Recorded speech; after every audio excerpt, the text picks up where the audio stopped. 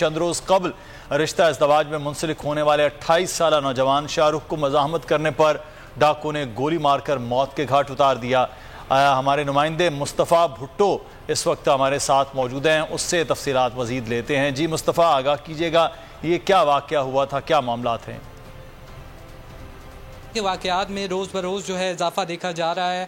आज हम एक ऐसी फैमिली के साथ मौजूद हैं जिनका 28 साल नौजवान बेटा शाहरुख, जिसके एक रात पहले जो है शादी हुई थी, वलीमा हुआ था।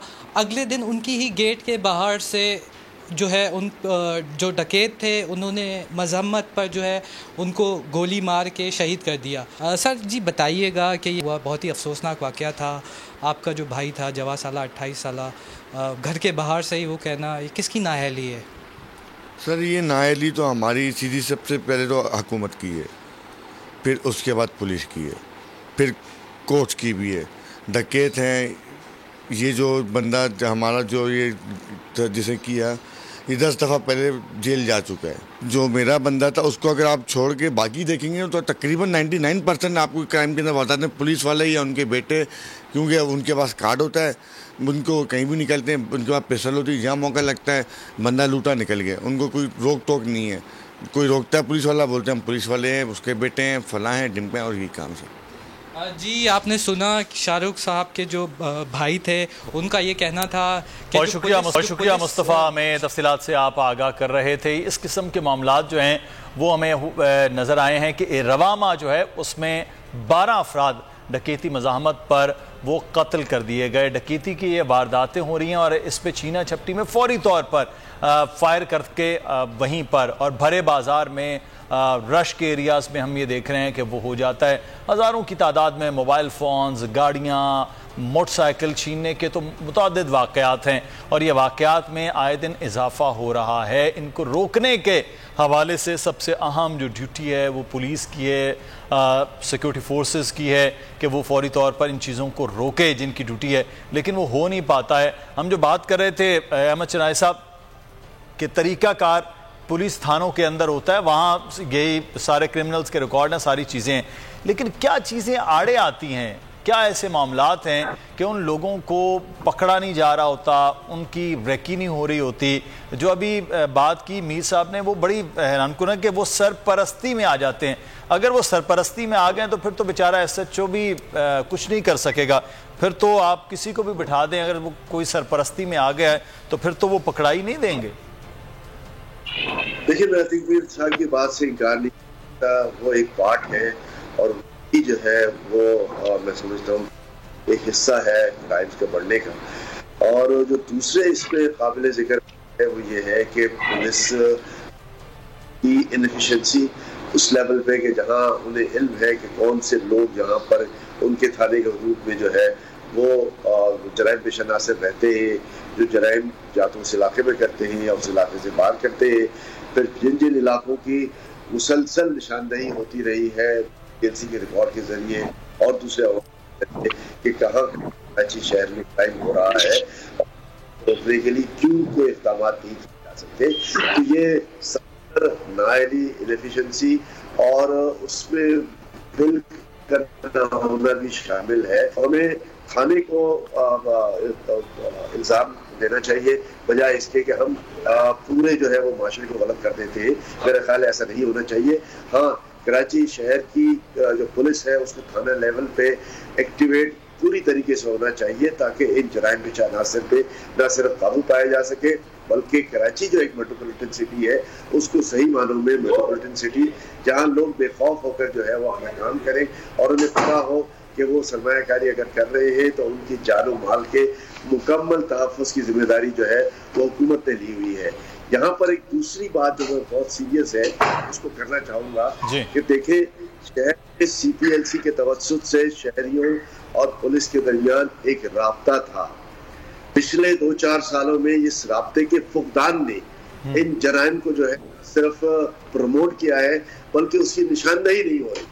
और मैं ये समझता हूँ कि इस राब्ते को जो है वो बढ़ाने की जरूरत है, ताकि शहरियों को भी एक पुलिस जो है वो उस पर प्रोएक्टिव होकर काम कर रही है। अफसोस की बात यह है कि उस इदारे को गैर फाल बना दिया गया है, जिसके लिए एक लंबी तवील बहस की जरूरत है कि वो इदारा क्यों गैर फाल हो गया है और क्यों पुलिस और शहरियों के दरमियान जो है वो राब्ते का फुकदान है।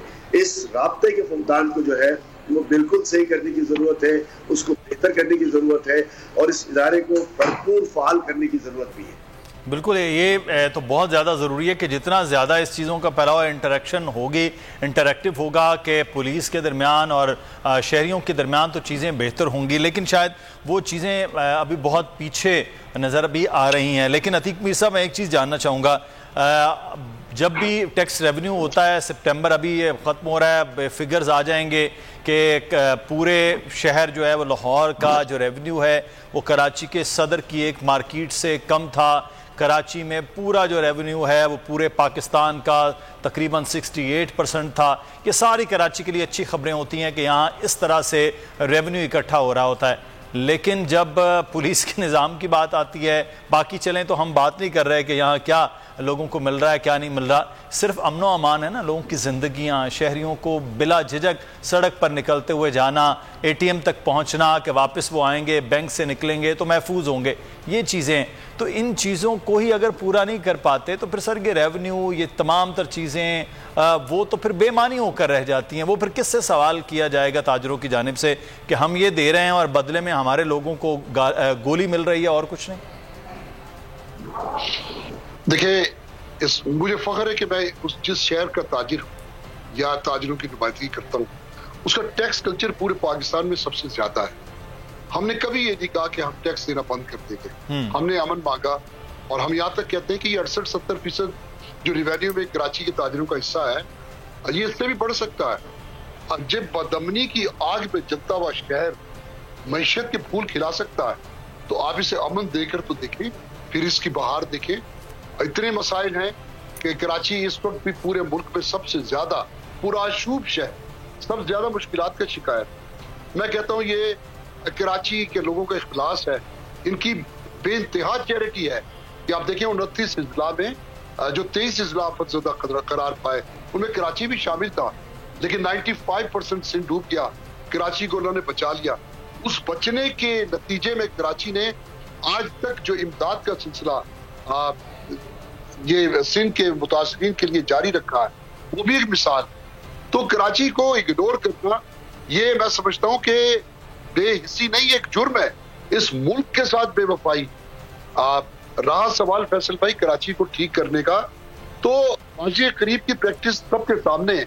ये अहमद चुनाई साहब जब CPLC में चीफ थे तो हमारा इनसे 24 घंटे का राब्ता था। जब DG रेंजर्स थे जनरल रिजवान अख्तर, हमारा 24 घंटे उनसे राब्ता था। इसी तरह पुलिस चीफ थे शाहिद हयात साहब, उससे हर वक्त हमारे राब्ता थे।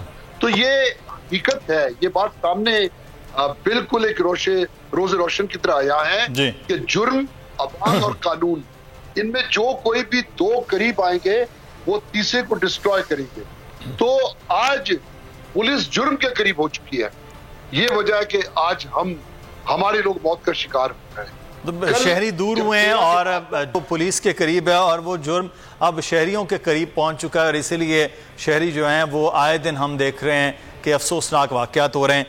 मैं हूं इमरान रियाज खान, अब आप मुझे देख पाएंगे सिर्फ बोल न्यूज़। इमरान रियाज खान साहब जो हैं वो बोल फैमिली का हिस्सा बन गए हैं। बड़े अरसे बाद किसी चैनल ने हौसला किया है, तो मुझे ऐसा लगता था कि हमें बोलने की इजाजत नहीं मिलेगी, लेकिन बोल ने डिसाइड किया कि बोलने की इजाजत को लेकर देंगे। मुझे बोल की एक चीज बहुत अच्छी लगी कि बोल ने कैटेगोरिकली कहा कि जो करना है करो, हमने अपना कोई बंदा नहीं निकालना।